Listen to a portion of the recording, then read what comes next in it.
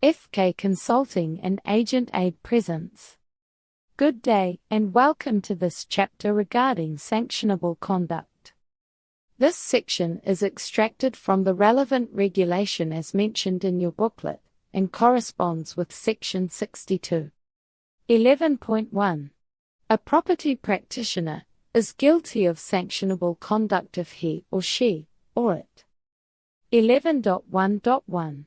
In the same transaction acts as a property practitioner on behalf of two or more persons whose interests are not in all material respects identical in respect of that transaction, and receives remuneration from all parties concerned in respect of such transaction, unless all affected persons in writing agree thereto. 11.1.2.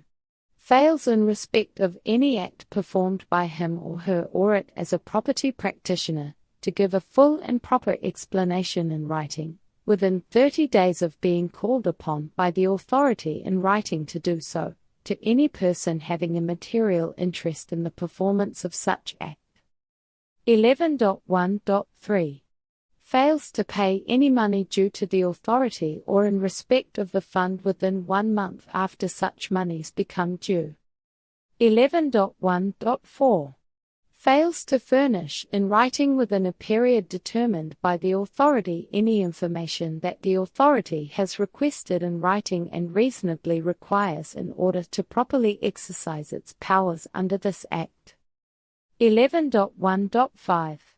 Fails to comply with or contravenes any provision of the Code of Conduct. 11.1.6. In his or her capacity as a director of a company, or member contemplated in paragraph B of the definition of property practitioner in Section 1 of a close corporation, or trustee of a trust, which is a property practitioner, and which failed to comply with Section 50 or 51. Did not take all reasonable steps to prevent such failure. 11.1.7. Carries on an undesirable practice prohibited under Section 63 11.1.8. Commits an offence involving an element of dishonesty. 11.1.9.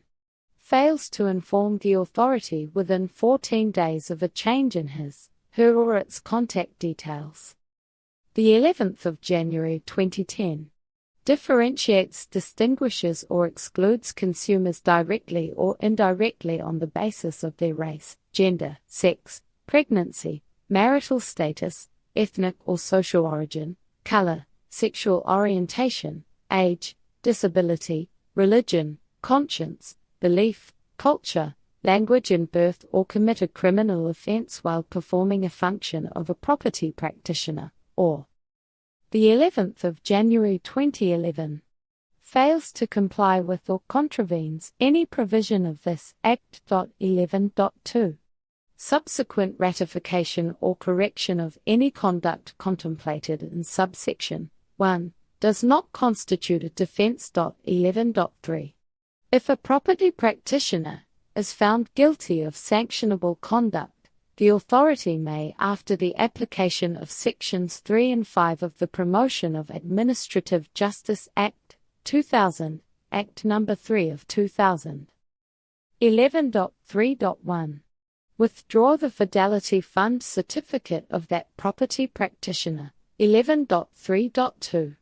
Impose on that property practitioner a fine not exceeding the maximum amount determined by the Minister of Justice and Correctional Services for the purposes of Section 29(1)(a) of the Magistrates' Courts Act, 1944, Act No. 32 of 1944, or 11.3.3. Reprimand such property practitioner and note his, her or its transgression on its website, provided that the authority may suspend payment of a fine or any portion thereof, or the withdrawal of any Fidelity Fund certificate for a period not exceeding 3 years and on the further conditions that the authority may determine. 11.4.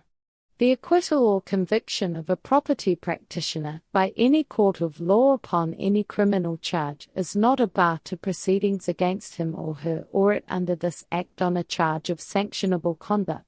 despite the facts set forth in the charge of sanctionable conduct constituting, if proved, the offence set forth in the criminal charge on which he, she or it was so acquitted or convicted, or any other offence on which he, she or it might have been convicted at his, her or its trial on that criminal charge.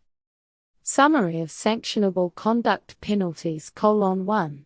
Section 23(1). Estate agencies with a turnover less than R2.5 million annually must have their accounting records independently reviewed annually, and above R2.5 million must have it audited, and audit reports submitted via the auditor's portal on the PPRA website within 6 months of their financial year end. Maximum fine of R5,000. 2. Section 47(1) and 2. Estate agents must renew their FFCs every 3 years before the 31st of October of the year in which their current FFC is set to expire. Maximum fine, R15,000. New interns must apply for an FFC as soon as possible and must obtain such FFC before they may perform estate agent duties. 3. Section 47(4). Late payment of renewal fees will attract a monthly penalty. Maximum fine of R450. 4. Section 47(4). Estate agencies and agents may not display non-current FFCs. Maximum fine of R1,500. 5. Section 47(6). Property practitioners must be able to produce a valid FFC to any consumer when requested. Maximum fine of R500. 6. Section 47(7). Property practitioners whose contact details change during the period of validity of his, her or its Fidelity Fund certificate must within 14 days of such a change taking place in writing provide the authority with his, her or its new contact details. Maximum fine of R2,000. This includes email address, physical address, contact number. 7. Section 48(1). No person may act as a property practitioner and do estate agent duties without a valid FFC. Maximum fine R25,000. 8. Section 48(4). A person who earns commission without a valid FFC and does not pay the commission back upon request of the consumer must pay a fine. Maximum fine R10,000. 9. Section 52(2). The PPRA may amend any property practitioner FFC with written notice. If this happens, the agent must use the newly amended FFC and not previous versions. Maximum fine R1,500. 10. Section 52(6) and 7. Any agent whose FFC has been withdrawn or lapsed may not participate in any activity of the real estate agency.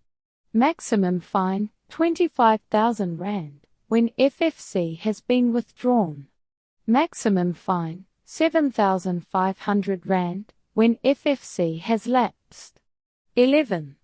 Section 53(1). A to C. Estate agencies and agents must prominently display their valid FFC in all places they conduct real estate activities. Maximum fine R1,500. 12. Section 54(1). A to C. Estate agencies keeping trust accounts must have a bank letter with this section of the Act quoted on it. Maximum fine R7,500. 13. Section 54(2). A to B. Estate agencies keeping separate investment account where trust monies are kept must have a bank letter with this section of the Act quoted on it, for example money market accounts for deposits. Maximum fine R750 for not having the bank letter, and R1,500 for not informing the PPRA of this account. 14. Section 54(3). A to C. Trust monies may not be used. It must be kept until a party becomes legally entitled to it. Maximum fine of R40,000 for using trust monies of other parties, and a maximum fine of 7,500 Rand for not paying out trust monies when lawfully instructed to do so. 15. Section 54(5) A to C. Estate agencies must reconcile and balance their accounting records on a monthly basis. Maximum fine of 25,000 Rand. 16. Section 54(6) Estate agencies with trust accounts must have their annual audit reports submitted no later than 6 months after their financial year end. Maximum fine of 20 Rand per day if late, up to a maximum of 5,000 Rand. 17. Section 54(7) The PPRA may request at any time with 30-day notice audited financial reports. If not submitted in time, a penalty will apply.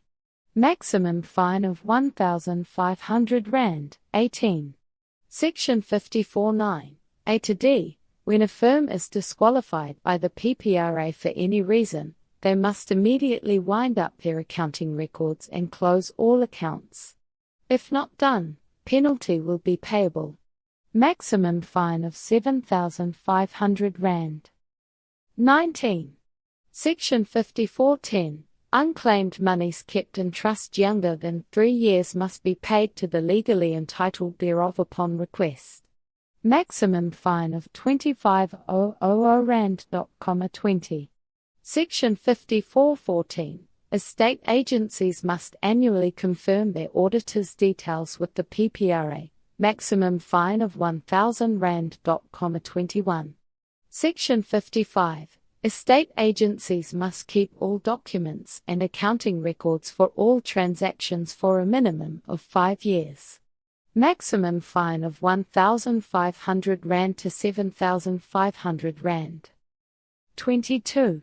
Section 56. No estate agent may earn any remuneration in respect of estate agent activities if they were not in possession of a valid FFC when the transaction was concluded, even if they have a valid FFC when payment is due. Maximum fine, 7,500 Rand. 23. Section 57. If the Minister prescribes it, estate agencies must take out indemnity insurance. Maximum fine, 2,500 Rand. 24. Section 58(2). Estate agents may not influence any consumer to use the services of a particular service provider, including conveyancing attorneys. Maximum fine, 2,500 Rand. 25. Section 59(1). A to C. No person who is declared insolvent, whether voluntarily or not, may trade as a property practitioner. Maximum fine, 5,000 Rand. 26. Section 61(3). All estate agents must produce a copy of the Code of Conduct when a consumer requests it. Maximum fine, 750 Rand. 27. Section 62(1). A to K. Any estate agent guilty of sanctionable conduct as in the Act. Maximum fine, 25,000 Rand. 28. Section 64, 1-2. No mandate clauses may form part of a sale or lease agreement, must be separate. Maximum fine, 1,500 Rand. 29. Section 64(4). The principal will remain responsible for all agents, interns or full status, registered at all their branches, and must supervise and mentor them no matter how far they are geographically. Maximum fine, 1,500 Rand. 30.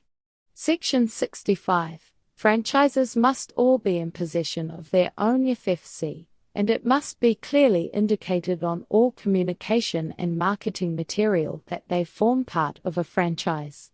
Maximum fine of 25,000 Rand. 31.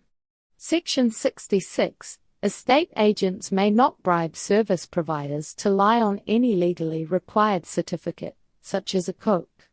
Maximum fine, 25,000 Rand. 32. Section 67. Estate agents may not enter into any mandate if a mandatory disclosure form was not provided to them first. Maximum fine, 15,000 Rand, 33. Section 69. Estate agents owe their clients a duty of care. You cannot say you did not know, it is your responsibility to know. Maximum fine, 1,500 Rand. This online learning experience was delivered to you by ETD College. Thank you for attending. We will see you in the next lesson.